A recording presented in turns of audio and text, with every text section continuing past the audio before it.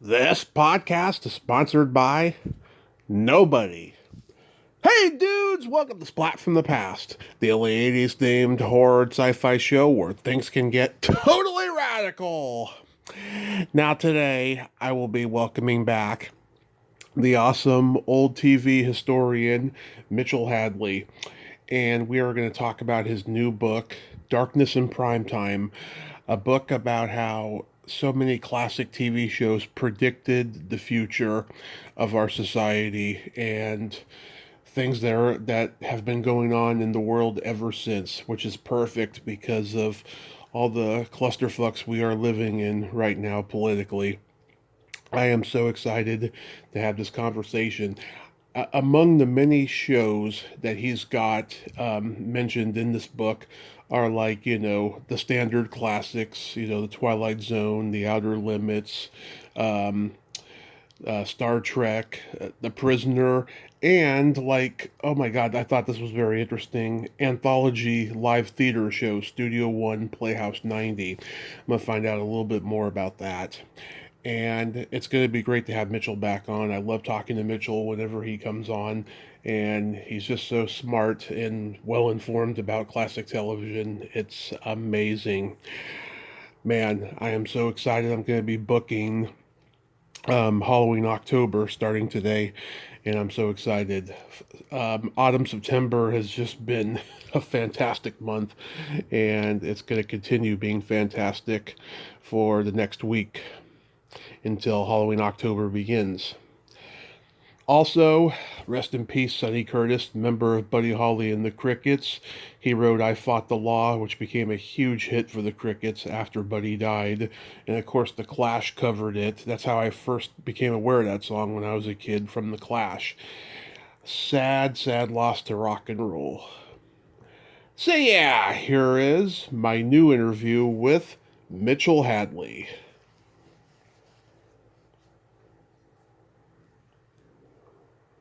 Hey, Mitchell, welcome back. How are you today? I'm well. How are you, Tommy? I am fantastic. I mean, the world's getting crazy, but we're all still here. most of the time, I think that's a good thing. So, Yeah. But as always, it's great to talk to you again. and you as well. Thanks for having me back. My pleasure.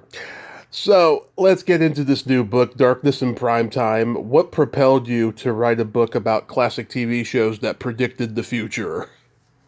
Well, you know, I do a lot of research in the archives when I'm working on my regular TV history pieces, and I was going through old TV guides, old newspaper clippings, and I continued to find programs that I wasn't familiar with Mm-hmm. that kept referring to stories and events and storylines that felt as if they could have been written today.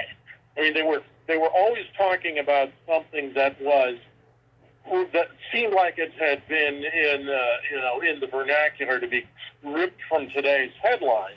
Right. And what surprised me about it was two things. One, that they seemed to be dealing with issues that we tend to think are unique to our own time period, but that people have been dealing with for decades. And two, that while I was familiar with some of these programs, at least by reputation, there were so many of them that were so talked about at the time, that had gotten so much publicity and so many positive reviews, and yet nobody's ever heard of them today. And in some cases, you can't even find copies of them anymore. And Wow. that just spurred me on to find out more about them. And as I continued to research them and to draw these lessons that I think the authors were trying to convey, I felt that this was really something I could share with people, that particularly people who know something about TV history and enjoy it, that they would learn something that they didn't know about it. But at the same time, other people might be curious to find out just how long the problems we face have actually been going on, and that to coin the phrase, there really is nothing new under the sun anymore. Yeah, it's crazy about how, things that get buried are things that tell the truth, and yet people will spend hours and hours to find the truth in something that's popular. Yes, and oftentimes we wind up reinventing the wheel. We write new stories that we think are cutting edge and timely and unique, and we're making observations that nobody has ever made before, only to find out that 75 years ago someone came up with basically the same storyline. Yeah, that's another thing too. Behind every work of art that's genius, there's thousands of stories about getting ripped off in Hollywood. Yeah. Well, it's funny that you mentioned that, because one of the most provocative stories I think that I wrote about was an episode of Playhouse 90 that aired in the mid 50s called "The Sound of Different Drummers," which Yeah. is eerily similar to Fahrenheit 451. So much so that Ray Bradbury actually sued Robert Allen Author, who wrote the screenplay for Different Drummers, sued him for plagiarism. Wow. And it's particularly interesting because there were a lot of critics at the time who thought that Different Drummers actually did a better job of conveying the horrors that Bradbury had written about than Fahrenheit 451 did. So it does go to show that there are no new ideas. There are just new and different ways of expressing them. Right. Wow, that's crazy. Yeah, and I noticed you had like a Playhouse 90 there and a Studio One. I just thought that was so wild because those are live theater anthology shows. Like, so did you find quite a few things in those that predicted the future? Yes, one of the things that I found particularly interesting was in looking at these shows, which as you correctly pointed out, these were prestige shows of the golden age of television. You had um, Playhouse 90, Studio One, Kraft Television Theater, Philco TV Playhouse. These shows that we think of as kind of the masterpiece theater programs of their time, and we think about them in terms of classic drama, not science fiction or not futurism. And yet, those programs went there quite frequently, actually, relatively speaking.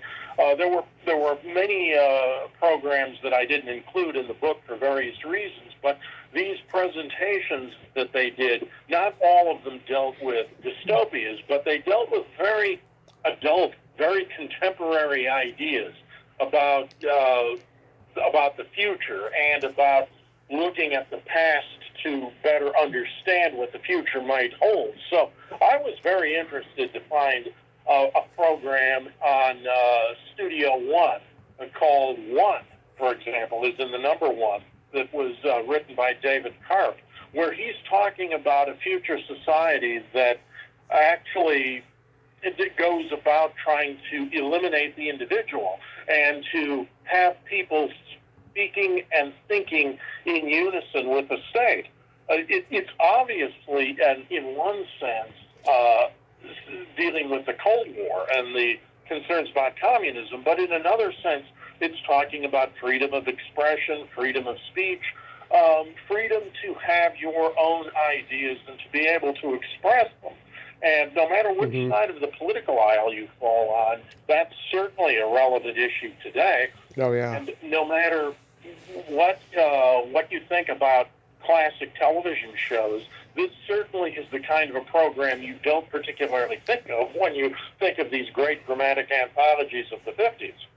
Oh, absolutely. And it's crazy too. Something I thought of the other day. A lot of these shows are like, post McCarthy blacklist era, which is also a warning sign. Exactly. And the writers and one the writers, directors, and actors in several of these shows had been directly impacted by the blacklist in their career. Cobb, who starred in Yep. Darkness at Noon, which was the drama that kind of gave me the idea for the title of the book, was threatened with the blacklist unless he testified before the House Un-American Activities Committee. There were other writers and producers and directors who had been put in similar situations where they had been either encouraged or forced to testify, or they simply took their chances and went elsewhere. Sam Wanamaker, who is a very fine actor who was in an Outer Limits episode, went over to Europe to work in movies rather than be forced to testify against other actors. So when you look at the writers who were working on these episodes, they were well aware that there was kind of a double meaning, if you will, with these programs. That they were very conscious that they were talking about the dangers of communism, which they definitely saw as a threat to freedom. But they felt that there was an equal threat to freedom coming from something like the blacklist, because again, it was either stifling free speech directly, or it was forcing people into a position where they had to testify against colleagues, friends, violating confidences, and in that sense, they were really impinging on the rights of the individuals. So they enjoyed, if you will, the idea that what they were doing was presenting both sides of the issue and pointing out the dangers of each one. Depending on which one you watch, it's sometimes more obvious which side they're talking about, or which point of view they're expressing.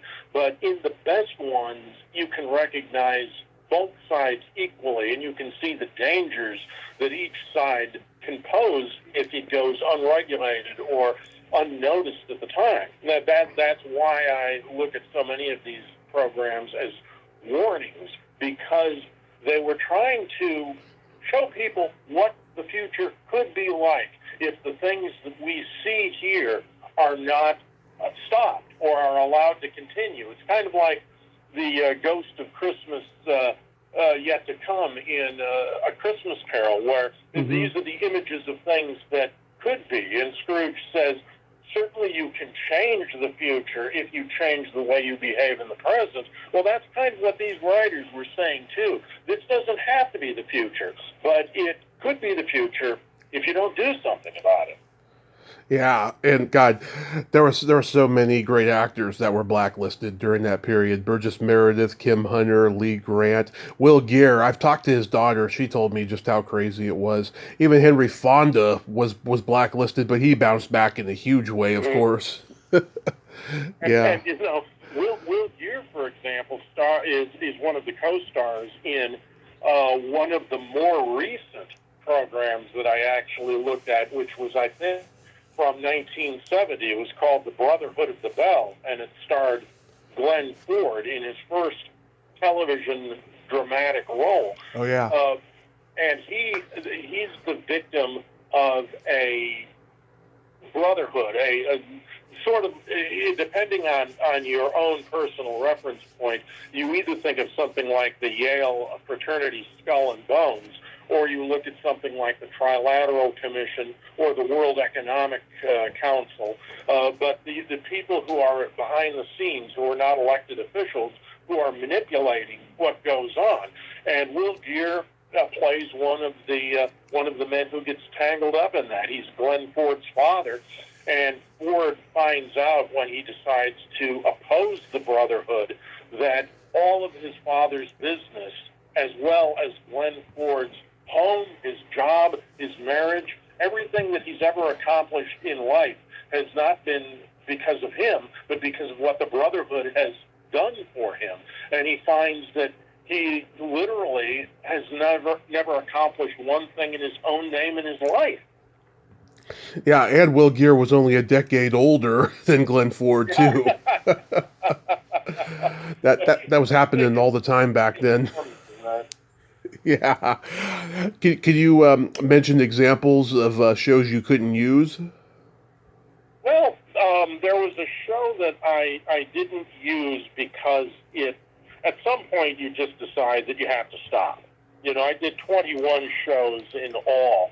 I did 3 from the Twilight Zone, for example, 3 from Outer Limits, and but most of them are either from dramatic anthologies or they are single episodes of television series or movies, TV movies. But there was an episode of Doctor Who, for example, a story from the late 1960s that I would have loved to include in the book, and maybe if I ever do a second edition, I will include it, because it talks about how people are manipulating events. The evildoers, if you will, of the story are manipulating events in order to try and put one segment of the population against the other.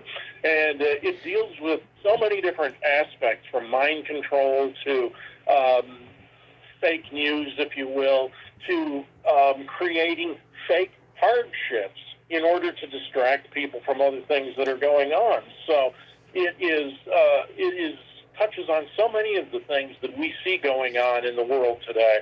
And if I had seen that particular episode maybe a year ago, it probably would have made the book somehow. But as my wife says, I kept adding and adding details to it. Oh, I got to put this one in. I got to put this one in. She says, you've got to stop sooner or later, or you're going to die before the book comes out. You can keep going. So I never intended the book to be an encyclopedia of dystopia, because I probably would have been on an antidepressant by the time I was done. I did want to take what I thought was a selection of programs that were not only educational in the sense that they are talking about these issues, and informative that they are telling us how people in the 50s and 60s might have seen it. But I also wanted to choose ones that had a very high entertainment quality, because the authors and the makers of these dramas all understood that their first priority had to be providing entertainment for the audience. If the shows weren't entertaining, if they weren't good, then nobody was going to pay any attention to whatever message they might hold. And if the message became greater than the entertainment value, then they'd just be preaching out there. And none of them saw themselves that way. So I wanted to look at ones that, even if people were not particularly inclined to be political, and this is a book about entertainment as much as it is about politics, but even if you don't want to look at it from the political angle, you're going to find that these are stories that just drag you into them, and they compel you to talk about them afterwards. They're so interesting and so provocative in their ideas that you just want to talk to somebody else about them after you've seen them. But Yeah. I would say that there were a couple of programs that I really would have liked to include because I had read about them, but I wasn't able to find anything out about them. So many of them are missing, or they have they've either been wiped, they've been destroyed, they've been lost, but you don't have any way of really finding out what they were all about. And as a result, you just kind of have to say, well, we don't know. I was incredibly fortunate that the story that I mentioned earlier from Kraft Television Theater, which was called One, I'd read the book. The book was outstanding, written by David Karp, and then he wrote the adaptation for television as well. The book was outstanding, but I was puzzled as to how exactly they would show the ending, the denouement, where you confront the power of the state and whether or not the state is going to succeed, or if there is something in humans which will mean that they will always resist this kind of control. And it's an ambiguous ending. You're not quite sure how you would possibly show this in a television program. So, a long story short, I did a lot of research online. I found out that the David Karp papers are at the research library in Boston University. I got a hold of the library, worked with a terrific librarian there who just went all out for me on this. She emailed me 4 paper dumps. Each one of them probably had 100 pages. So I wound up with 400 pages of David Karp work on this story, from the original synopsis to the final version of the shooting script. And even though I was never able to watch it, if you're familiar at all with 50s television, you can picture all of the shots and understand why they're showing what they're showing. The end result was that I was able to perfectly capture how the TV version was, how it ended, and how Karp was able to adapt his own work so that it would be suitable for TV, that it would be visible for viewers, but it would not compromise what he had written in his book. Now, in the book, you mentioned The Twilight Zone and The Outer Limits, and I'm a huge fan of both of those shows, especially The Twilight Zone. A few years ago, I talked to Rod Serling's daughter, and she told me many of the Twilight Zone episodes are based on her dad's World War II experiences and the lack of humanity he saw when he was in the war, whether it was racism, anti-Semitism, capitalism, etc. And I think that's why The Twilight Zone has a long-lasting longevity, that people recognize that and stuff. And yeah, I mean, that's an obvious no-brainer one where there was a lot of things that predicted the future in those. If you want to talk about those examples, that would be great. Yeah, you're absolutely right about Serling and his World War II experiences. And even in the episodes, he wrote a lot of episodes that were directly concerned with men in wartime. But even the ones that he didn't write about the war were certainly colored by that, because he had this deep sense of what it meant to be free, what it meant to be an American. And so you look at an episode like The Obsolete Man, where Burgess Meredith is called before the tribunal, and Fritz Weaver pronounces him obsolete and therefore targeted to be eliminated. And it's because he's a librarian and books have been banned. It's because he is a religious man and religion has been banned. And it's because he no longer serves a purpose that is functional for society. And I think that does such a great job of encapsulating what you talked about, Serling's concern about a world that was losing its sense of humanity. And the way he handles that episode, well, first of all, as you know, Burgess Meredith is just such a terrific actor. Yeah. And he compels you to see his humanity in his performance. And the confidence that he has and his determination that his eventual death will somehow or other bring about good. It may be the good that will bring down the state and reintroduce freedom. But he's a man who has great courage of his convictions. He fears death. I think at some level we all fear death. And Serling would often talk about that, about the fear of confronting death. But everyone, in a way, is afraid of death. But there's a difference between that and being afraid to die. And I think that in an episode like The Obsolete Man, Burgess Meredith's character is not afraid to die for something that he believes in. So I find it to be a very powerful episode. Perhaps of the 3 Twilight Zone episodes that I chose, it was the most obvious one that people would assume that I would put in the book. The other 2 are perhaps a little more subtle. I chose The Monsters Are Due on Maple Street and Number 12 Looks Just Like You, because they both deal with very contemporary issues, whether it's suspicion of your neighbors, spreading fear, using fear to control other people, or this desire to look and sound and act like everyone else and to be willing to sacrifice your own individuality in return for this sense of immortality and a quest for pleasure and material possessions above all. I think that those are both things that we see every day in the world. And I thought that these were good choices to be able to take a look at how the Twilight Zone, Serling only wrote one of those two episodes, but the other one, number 12, was written by Charles Beaumont, who's actually ghostwritten for Beaumont. That's another story. Mm-hmm. But it has the Serling Twilight Zone sensibility, and it shows how much, how perceptive that program was in identifying issues that are really timeless.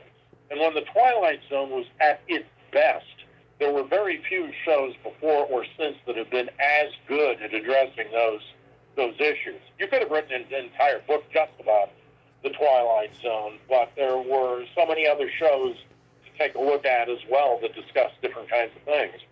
And many people have written books about the Twilight Zone, like Mark Dewisiak, who's also been on the show. Yes, I think I have a couple of quotes from him on different programs in here. A great resource, nonetheless. Even if I didn't quote him, I was able to learn a lot. These writing about these shows really compels one to look at what other people have written and to learn about them. Maybe if I've accomplished anything in this book, it's maybe to be able to draw on a lot of wisdom from a lot of people who've come before me, and to be able to distill all of that wisdom into one place. I don't know how many of my thoughts are original. I'd like to think a few of them are. Yeah. What I do have a knack for is finding great stuff that other people have written and using them to bolster arguments that I have. Yeah. What are the Outer Limits episodes? Well, the first one that I chose was Obit. And again, that might be kind of an obvious choice. It's talking about a computer that really turns people into the addicts, that they become addicted to going to this computer to spy on other people. It's certainly a forerunner of social media and this idea of drawing somebody to be addicted to technology. But it is this idea that you are losing privacy, that the government, in this case, has the ability to spy on you, and that you have a complete loss of freedom. George and Orwell. Part of it. Yeah. Yeah, the worst part of it in the story is that nobody seems to know who is responsible for Obed. Nobody seems to know who authorized it, who financed it, who built it. The only person you have is the shadowy figure who turns out to be behind it, who's played by Jeff Corey, another victim of the blacklist, by the way. And it really captures this sense of fear and paranoia, and particularly the idea of how you can use fear to control masses of people, that the powers that be, whomever they may be, so often resort to fear to control others. And fear is the freedom is the first thing you lose when you give in to fear. So I thought Obit was a good choice for it. I also thought that that a feasibility study, which is the last story in the book, Save the Epilogue.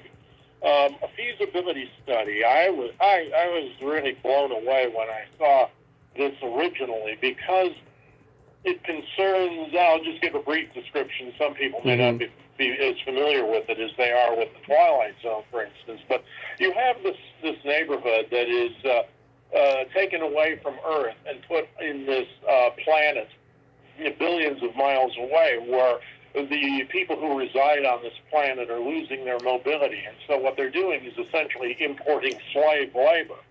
And the Earthlings who are brought there are given a pretty good life. They'll be happy. They'll be content. They will be slaves, however. And so if this feasibility study that the aliens are doing, if the feasibility study proves that this is going to work, they're going to bring the entire Earth's population over and enslave them. And so the question comes down once again to this idea about whether it is better to die as a free man or to survive as a slave. And the Earthlings who are on this planet are faced with the choice that they can either give in and be slaves, and therefore the rest of the Earth will be enslaved as well, or do they intentionally become martyrs, to sacrifice their lives to show that the feasibility study is not feasible, and save all the people on Earth, even though those people will never be aware of the sacrifice that they've made. It's a powerful testament to love above everything else. And one of the points that I make in the book is that I just talked about fear, how fear can control people. There's only one emotion that is more powerful than fear, and that's love. Mm-hmm. Love can compel you to do things that fear otherwise prevents you from doing. And so in the episodes that I found meant the most to me personally, where we were talking about martyrdom and self-sacrifice and various ways of taking a stand and putting your life at risk, it all comes back down to that. Either love for a fellow individual, or love for a nation, or love for humanity in general. But that's the only emotion that is going to wind up being able to overcome fear, I think. So the other outer limits one, probably another one everybody may be familiar with, this is the Architects of Fear. Oh yeah. And that's the one where Robert Culp is turned into this horrible alien creature, and is supposed to induce the world into thinking that the Earth is under attack from another planet, in hopes that it will bring everyone together to fight the alien menace. And this, again, deals with fear, but it also takes a look at fake science and how fake science can be used to induce people through fear to give up common sense and reality. And that really asks the question, who gets to decide that they're God? That's what you're really doing, is when you create this kind of threat, this kind of fear, you're playing God. And who gave you the right to do that? Who says your knowledge is greater than other people's, or that you have this divine right to be able to make decisions on behalf of other people for their own good? So I think that was probably a fairly obvious one as well, but it is one of the greatest Outer Limits episodes, so it had to go in the book. And of course, you got Star Trek in the book as well. I mean, God, that's another no-brainer.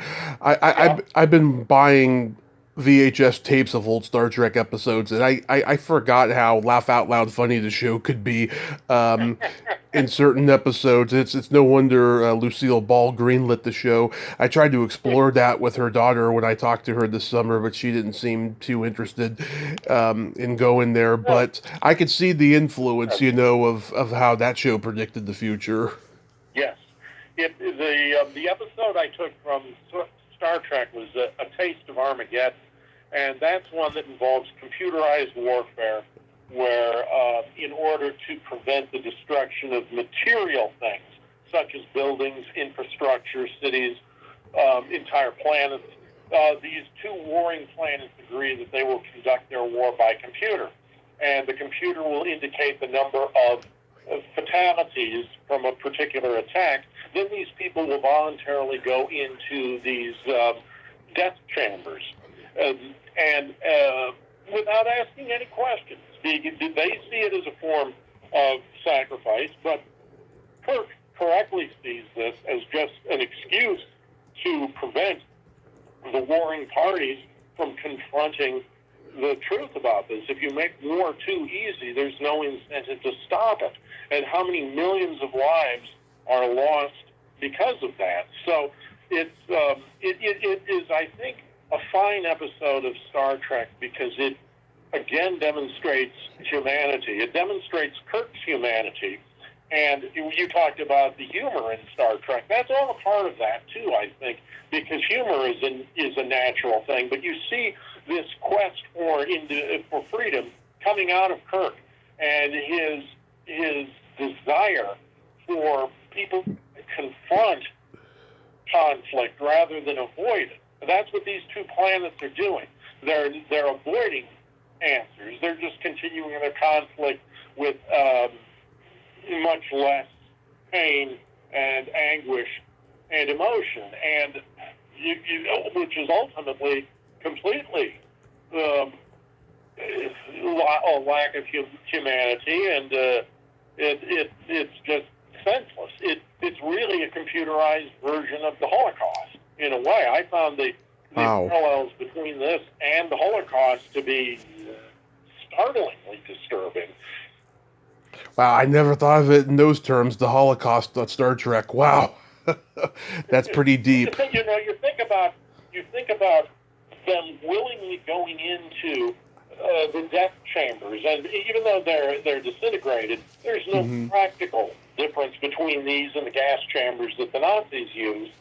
And I have dealt with the Holocaust in another story called The Investigation, and one of the questions that raised kind of obliquely was whether or not it was true that the Jews simply, to a certain extent, accepted their fate rather than fighting back, because in many situations, whether in the ghettos or in the camps themselves, they vastly outnumbered their guards.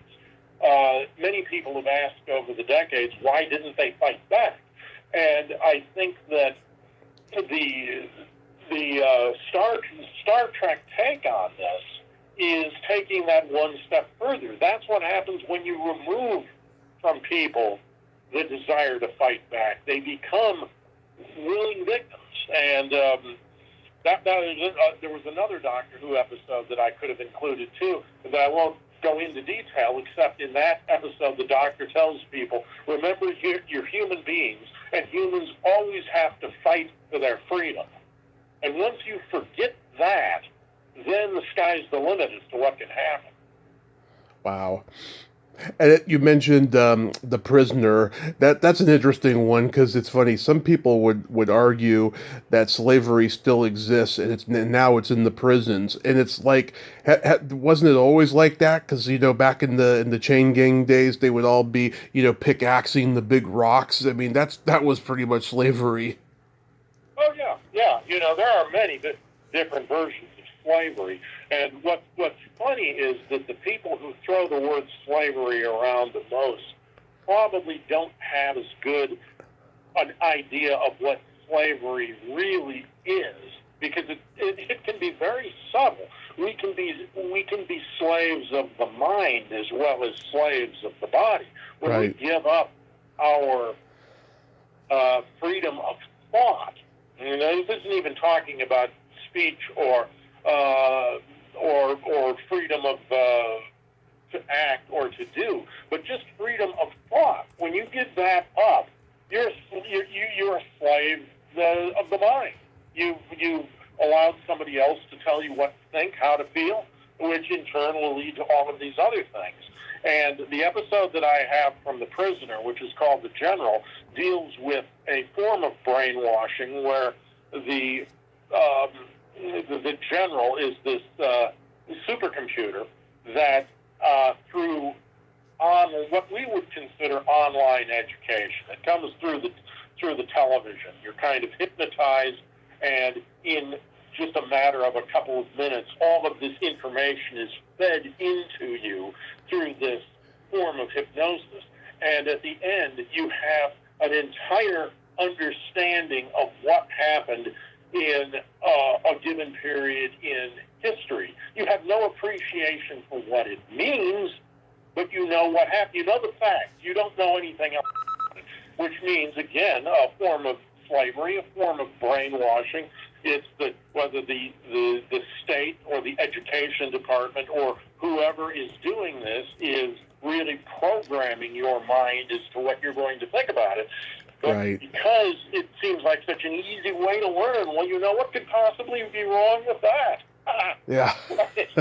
We both know that. Now, the year of the Sex Olympics. Now, that boggled my mind, because when I was a kid, my dad rented this dirty movie that he saw at the drive-in when he was a teenager called The Groove Tube, and they did this they did this parody called the Sex Olympics, and that was always my reference point for what the title "The Year of the Sex Olympics" was, and I just thought that was so hilarious that you brought this up in the book when I was reading the list of shows that were mentioned. So you want to go into that one? Yeah, the year of the Sex Olympics was a made-for-TV movie in Great Britain in 1968, and unfortunately for people who really got excited by the title, there's really no sex in this story. I mean, there's no nudity to speak of, but what you do have is a society that is dominated by sex, what we would call online pornography, and it is dominated by reality television, which is comprised mostly of the aforementioned sex shows. And what it does is it serves several functions. This mindless entertainment, first of all, distracts people from their problems, because in the year of the Sex Olympics, the world is in pretty bad shape. You've got food shortages, you have various things that countries are facing, but they have been conditioned through this mindless television to be so engaged in the entertainment they're watching that they have neither the desire nor the energy to protest about anything. So it acts as a complete distraction, but it also serves to eliminate the sex drive, because in this world, the sex is so prevalent and so graphic. One of the characters points this out, that sex is now a spectator sport. It's not to participate in, it's to watch. And the people who are in some of these sex competitions, such as, I think there's a program, if I remember, it's called Real Sex. Yep. Something like that. The purpose of it is that you have couples competing against each other to provide the most graphic or exciting or thrilling or a gymnastic type of sex act. They're not in it for the pleasure. They're not in it for any kind of personal bond. They're in it to influence the viewers to vote for them. So the last half of the Sex Olympics of the show concerns a family, a man, woman, and their child, who take up residence on a deserted island, or at least an island that is supposed to be deserted. And I won't spoil it for anybody who wants to go online and watch it, because it is on YouTube. But they agree to live on this island and be broadcast live 24 hours a day, 7 days a week.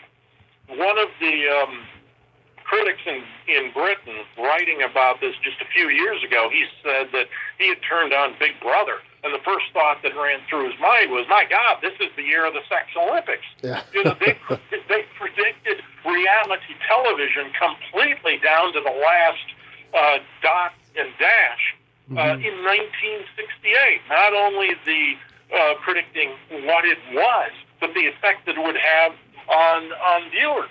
So the question that it ultimately asked was, does a hedonistic society that sacrifices any meaning, does it become evil, or is it simply apathetic? And something that's interesting about this episode, too, is that one of the chief bad guys, really bad guy, in this story is Brian Cox. And when have we seen him play a bad guy on TV lately? Yeah. This was one of his first big roles. It has Leonard Rossiter, who is in the Fall and Rise of Reginald Perrin. So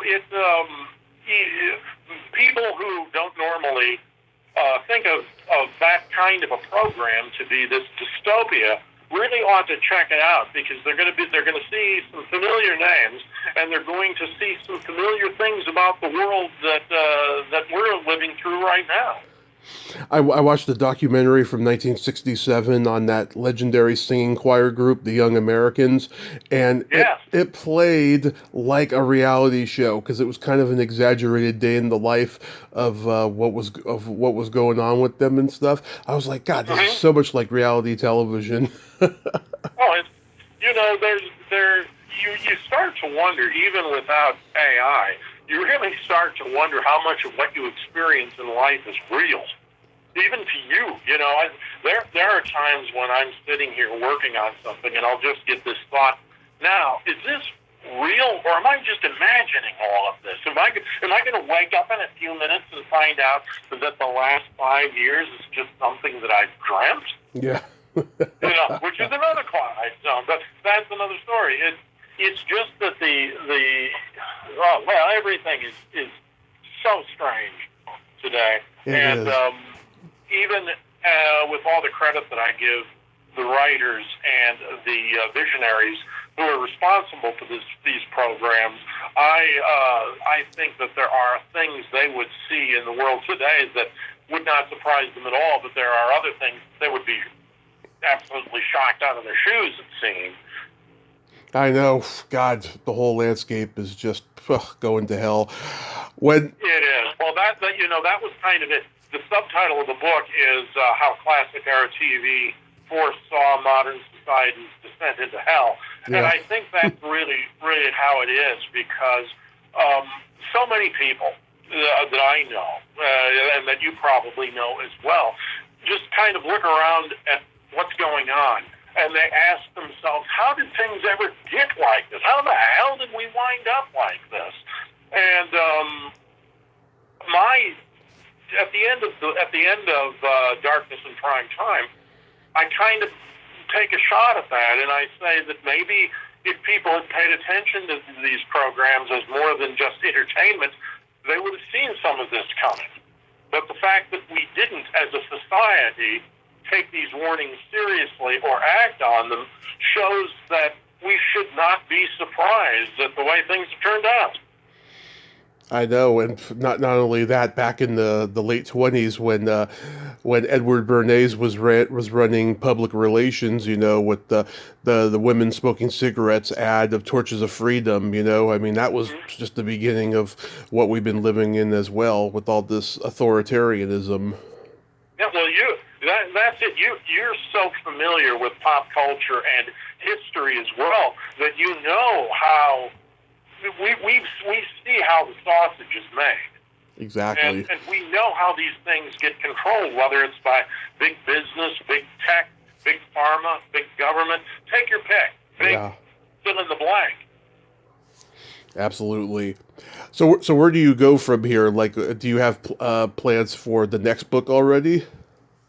Yes, although it's going to be a change of pace. I started out as a novelist, Yeah. even though I've been writing about classic TV at my website. It's abouttv.com. I've been writing about that for 15 years, and I'm going to continue to do it because I enjoy writing about television history and because I enjoy learning things about it. There's hardly a week that goes by.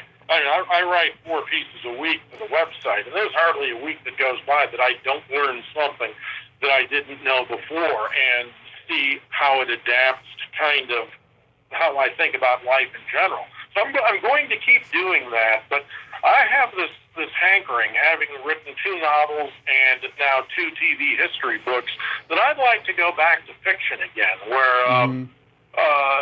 do a different kind of world building. So I have a novel that I have been living with in my head for more than 15 years, probably, and I just finished up the first draft of the outline for it last week, and so I am hoping, perhaps foolishly, perhaps just optimistically, that by the end of next year I'll have another book that we can talk about. But Hmm. I have 4 or 5 ideas for novels that I'd like to explore. They don't have anything to do with television. They don't have anything to do with dystopias. What they really have to do with is the human condition, how people feel, think, love, how they endure life and come back from it. And that's something that really interests me. And I have forgotten. I talk about this with friends who are in the writing community. There's a group I belong to called the Fellowship of the Indie Author, because we're all independent authors. We don't have major publishing houses. And they talk about falling in love with their characters, or their characters dictating the storyline. And, you know, I've written about history for so long where the storyline dictates you, that I've kind of forgotten the pleasure of loving creation, characters that you create, and just reveling in the world that they're creating with you. And so I'm enjoying this experience immensely, and I'm looking forward to really getting it out there. And for the 5 or 6 people who might actually be interested enough to buy the book and read the story, I hope I'm able to communicate what I'm thinking about, because it's a story that I really do love. Well, I think you'll do just fine. I mean, you've done 2 books. You've done 2 TV books already, and you've written novels already. I think you'll do just fine. How long did this one take to? Of course. How long did this one take to write? 5 years altogether. Wow. I tested some of these essays on the website, on the blog, over a period of 4 years, and I think that I had written 17 of the 21 essays in some form over those 4 years. And over the last year, I wrote 4 additional ones that were specific to the book. And then I took maybe 4 or 5 of the ones that I had written and completely rewrote the whole essay, because it was going into a different area from what I had wanted to talk about. And then I took the rest of the essays and heavily edited them and tried to create a flow so that all the essays would flow from one to another instead of just being disjointed ideas.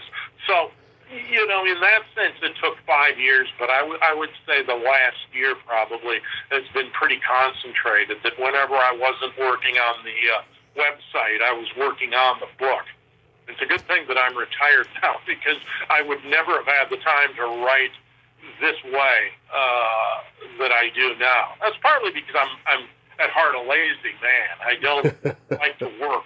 You know, what better Same here. for a couch potato to write about than television, right? You know, get off your butt. Do something. Well, I'm researching. I'm watching TV. I'm researching. Don't you understand? But I'm hoping that this will all spur me to work harder on things too, because writing really is something I just love to death to be able to do. You get compelled to do it, where it's almost like an act of breathing. You're not. It isn't even something you can control. You have to do it. Yeah. So you're just gonna stick to writing TV on the website then? Yeah, and if something comes along, I mean, another 2 or 3 years down the line, if I have, presuming that I'm continuing to write the website, I could look at doing a collection of essays. I would probably have, 8 or 9 years of material built up, and I think I could probably find enough essays that I could collect and put into a book, very similar to what I did with my last TV book, The Electronic Mirror. So I wouldn't say that I am completely done with television in the book form. Mm-hmm. It might take a little while longer. It might be after the novels are done, but certainly for the foreseeable future, the blog isn't going anywhere. I'm going to keep reading those old TV guides and pounding out these stories, and I don't live in the past, but I visit it frequently. Somebody said you can't live in the past. I said I don't. I just take long vacations there. But I will. I'll continue to do it. Does your wife love classic TV as much as you do?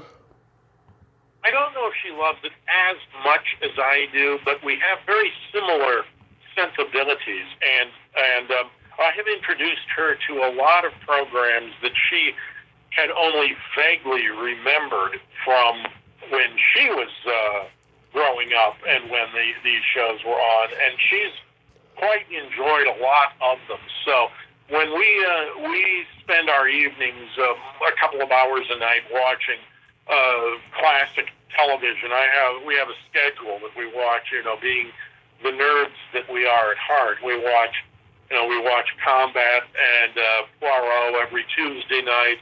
We watch Secret Agent and Adventures in Paradise every Thursday night. Sherlock Holmes is every Wednesday night. So we have a schedule down just like they used to in the old days with TV Guide, and that's our form of relaxation. If we're not with friends or going somewhere, we'll just sit and watch a couple hours of TV and chat about it afterwards. And I am very grateful that I have a wife who not only indulges this insanity, but she enthusiastically takes part in much of it. So she does. She's when I say she maybe doesn't enjoy it as much as I do, what I mean to suggest is she's probably better balanced than I am, because I'm probably not well balanced at all when it comes to this.